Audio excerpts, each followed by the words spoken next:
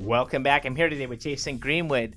Jason is a senior vice president and also a chartered retirement counselor with a major Silicon Valley firm. Jason, welcome to today's show. It's good to be here. Thank you for having me. So, Jason, give me some of your background of how you got to where you are today. Started in the financial services industry in 1999, and about 3 years ago, I started my own private practice financial services firm.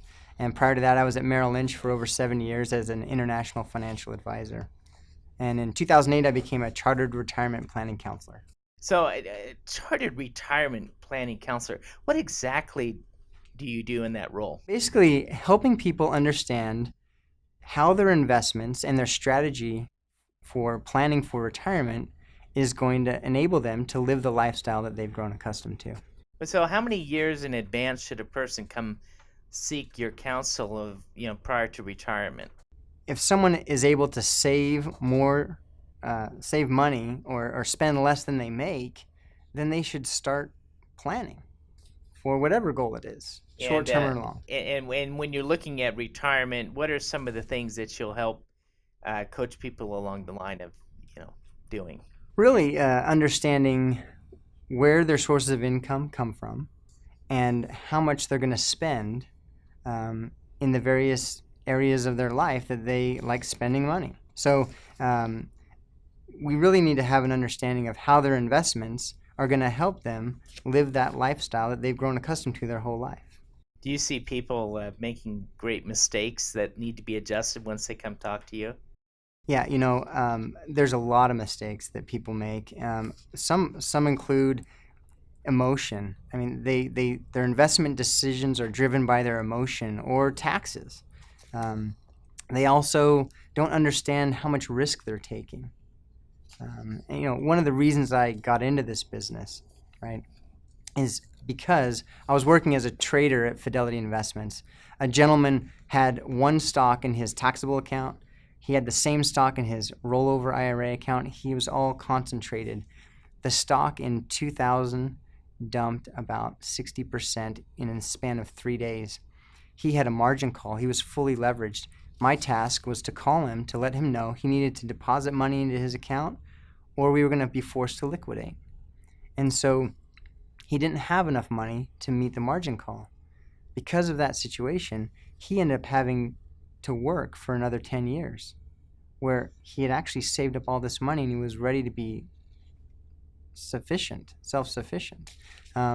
That situation right there made me want to become an advisor, to help people, to set an outline for their short-term and their long-term goals. The case of the client at your prior firm who got heavily leveraged and had a margin call one day, what would you have done to prevent that?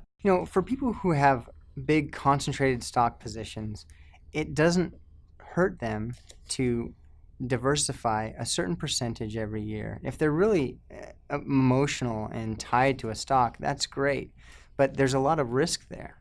And so understanding how much risk a client has in their portfolio and how that relates to them either meeting their goals or not meeting their goals is an important job of a financial advisor.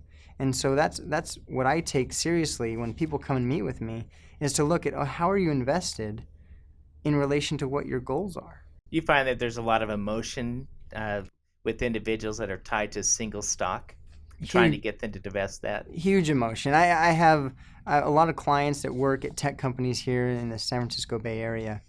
And one of the things that they love doing is they call it e-trade therapy.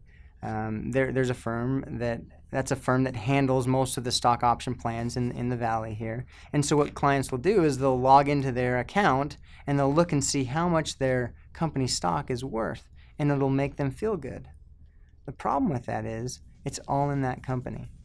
And so what they need to do is consider, what if this stock drops in half or even more? How does that impact them? And how's that going to make them feel? I'm visiting here today with Jason Greenwood. Jason is a wealth advisor and also a chartered retirement specialist. Jason, I need to take a quick break, and we'll be right back after these messages with more on how to get your plan in place for retirement. I love fishing, with my family. I think it would be easier to use Annette. It was so much fun. The times when we are together, it makes it all the more worth it. Having Dad teach them how to cast a fly rod, and As long as we're doing stuff together, we're having fun. Some people see a father and a son fishing together, while others see a succession plan. Welcome back. I'm here today with Jason Greenwood. Jason is a wealth advisor here in Silicon Valley and also a chartered retirement specialist. Jason, with the baby boomers today, it's said that starting in 2010, so we're already about 4 years into this, to the year 2020, there will be about 80% of the workforce, or 80% of these baby boomers jumping out into retirement. So the fact that you're in the midst of being an advisor or retirement specialist is a real need in this world today. So a person comes to you and says, Jason, I'm thinking about retiring maybe in 5 years. Walk me through the steps. What exactly would you do for that person? That's a great question. So I had this scenario happen just the other day. I had someone come up to me and say, I think I'm ready for retirement, and I'd like to retire in a few years. And I said, well, what we need to do is develop a plan for you, an outline. Look at your short-term goals and your long-term goals and understand how you're invested to meet those goals. Retirement being the forefront of their goals right now because they're approaching that. So we need to look at your investments and look at your saving strategy into each of your types of accounts, whether it's a 401k, an IRA, a trust account, a taxable brokerage account, whatever it is, and understand how those accounts are invested, and then run an analysis. A lot of times people use just a standard straight line analysis of growth. What I like to use is what's called a Monte Carlo analysis. What that does is it looks at stressing the portfolio and doing multiple tests to find out if your portfolio can survive down markets and how that's going to impact you, and understand what's the probability of your portfolio and the growth of that portfolio to actually meet your needs in retirement, to be financially independent. Because that's what everyone's looking for. It's not really, I'm going to retire, but at what point will my portfolio allow for me to maintain the lifestyle that I have? Do you find oftentimes that as you advise people that you have to break the news, look, based on the way you're living now, you're not going to be able to maintain this same lifestyle. You're going to have to change certain aspects of your life. Yeah, there's three things that we can do, right? We can either retire later, or we can invest more aggressively, which may be detrimental, or we can actually change how much we're going to spend in retirement if we want to retire at a set date. And that's a difficult question, to really answer for people that are maybe not there yet. But doing planning early on, you can actually have a higher probability of reaching that goal that you have. Do you find sometimes it's there's an aspect of psychiatry in which you do, trying to get people to mentally be prepared for, getting ready for the future? Absolutely. People will often be so emotionally tied to a particular investment or a particular goal that they have, and really understanding, hey, this is your goal that we've outlined. Every year I meet with clients and revamp their financial goal or their outline or their plan. And the reason we do that is because things change. And we need to understand what changes occurred and how that impacts them moving forward. And so, it's an emotional thing, and people need someone to keep them on course. When you're looking at long-term perspectives on investment, we live in a world that nothing stays the same. How important is it moving from, stocks and having aspects of part of the portfolio into fixed investments in a retirement world? That's a great question. When I was working at Merrill Lynch, Ashwin Chopra, he was one of the managing directors of analytics at Merrill Lynch, and he created a white paper called Beyond Markowitz. You might be familiar with Harry Markowitz, who developed modern portfolio theory, which basically... And what year is that? It's in the 50s? 50s, yeah, okay. yeah. So one of the things about modern portfolio theory is looking at how investments work together to lower the risk of a portfolio. Well, what Ashwin Chabra did is he looked at that theory, which has some assumptions. One is that investors are not emotional, and two, that markets are efficient. What Ashwin did is he said, well, let's look at this and let's create 3 areas of investment in a portfolio. One is to preserve our current basic needs of life as far as percentage of our investments. The other area is to outpace inflation, which takes on market risk, which is our stocks, bonds, and things that might do better than inflation. And then the other is aspirational risk, things that are hopefully going to change our lifestyle moving forward. That's concentrated stock, that's investment properties, things like that. Hedge funds, private equity. But with that aspirational area, those things can incur substantial loss. So really, it's understanding how to create a portfolio that's going to weather some storms, but also help the client outpace inflation. I'm visiting here today with Jason Greenwood, and Jason is a wealth advisor here in Silicon Valley and a chartered retirement specialist. Jason, I need to take a quick break, and we'll be back after these messages, and I want to get into talking about how to combat inflation in investing. He's the world's most trustworthy man. Tax filing deadlines are scheduled around his vacation calendar. The IRS agent who audited his client apologized. I don't always advise people on their taxes, but when I do, I save them every penny legally possible. GROCO CPAs and Advisors. Come to GROCO and stay wealthy, my friend. Welcome back. I'm here today with Jason Greenwood. Jason is a wealth advisor here in Silicon Valley. He's also chartered retirement specialist. And we've been talking about getting a retirement plan together. Jason, is there a problem with a person getting to retire to say, I'm just going to leave my money in all cash because I don't want to lose it? It's a huge problem. Here's a great example. Someone in their mid-30s who's wanting to have $66,000 a year of money to spend, okay? When they retire at age 65, that's going to be $241,000 after an inflation rate of 4.2%.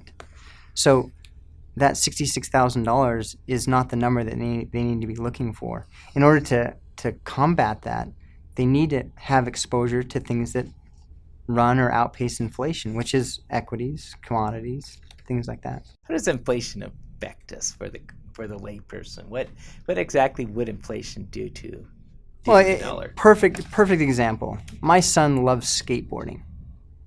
When I was young, a skateboard cost $40. But the other day, I just went and bought him a skateboard, and his skateboard cost me almost $150. That puts it in perspective. That's inflation. Yeah. I won't tell you how much my skateboard cost in my day, but nevertheless, point well taken. So, what type of clients do you specialize in? Who should be coming to Jason? Yeah, most of my clients are engineers that work at the tech companies here in the Valley that work long hours, but part of their compensation is employee stock. It's restricted stock units, it's non-quals, and they work away and they never really look at their stock unless they're feeling down and they want to see how much they're worth.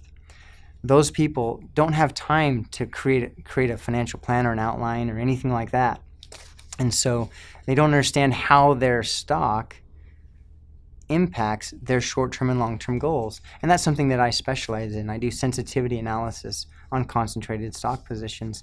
So people that have $500,000 or more typically come to me and they say, what should I do with all this? And here are my goals, and this is what I want, but I don't really know how to manage this. So you call it a sensitivity analysis? Correct. What does that mean? What that means is, let's say someone has received 4 grants from their company of stock. Those different grants might have access to that stock over a period of time. Well, over that period of time, the stock can go up and the stock can go down. Well, as they get access to more shares that they can actually sell and take control of, what happens if the stock's down? What happens if the stock's up? And every year we can see, okay, well, they can expect to have so much in cash come into their portfolio and diversify it. But what if the stock's down tremendously? Can they reach their goals? Whether it's to pay for college, whether it's to buy a new house, whether it's to buy their first house. When these RSUs are coming due, do you recommend, for the most part, that they liquidate into cash and buy other securities? It really depends on the situation. If someone only has a certain number of shares and they're not going to be receiving more, then maybe yes. Or maybe not. It depends on their assets. It depends on the situation. That's why I meet with people. Taxes, it's a necessary evil. And, I think in today's high tax environment, they recently imposed a 3.8% investment tax, for singles earning more than $200,000 a year, or married filing joint $250,000 a year. So how does that impact what you do in retirement planning and the type of strategy that a person should do when looking at investments? Is there a certain type of investment that they can move into to avoid that tax? It does depend on each individual. If someone is in retirement and they have a pile of money that they don't know what to do with, often the default is, let's look at municipal bonds in the state that you're in, because we know that the interest that you receive from a municipal bond is federally tax-free and state tax-free if you own a municipality in the state that you live. And so there are some opportunities out there for people to minimize their tax burden. But really you need to sit down with a financial advisor, a wealth advisor, to understand how it impacts you, because your tax bracket in retirement may or may not be lower than it was while you were working. All good advice. And I think taxes is one thing that we have to live with, I guess, going forward. So, Jason, person needs to contact you. How do they go about that? They can call me at my office at 408-856-6355. They can send me an email to jasongreenwood@concertwm.com. Last question. How do you define success in life? For me, success is spending time with my family, number one. And I think most of my clients want to spend time with their families. And having a plan in place or an outline of how they can do that is number one, hands down. And I think helping people become the best they can be and become successful is also success to me, because I feel like I'm contributing to their success.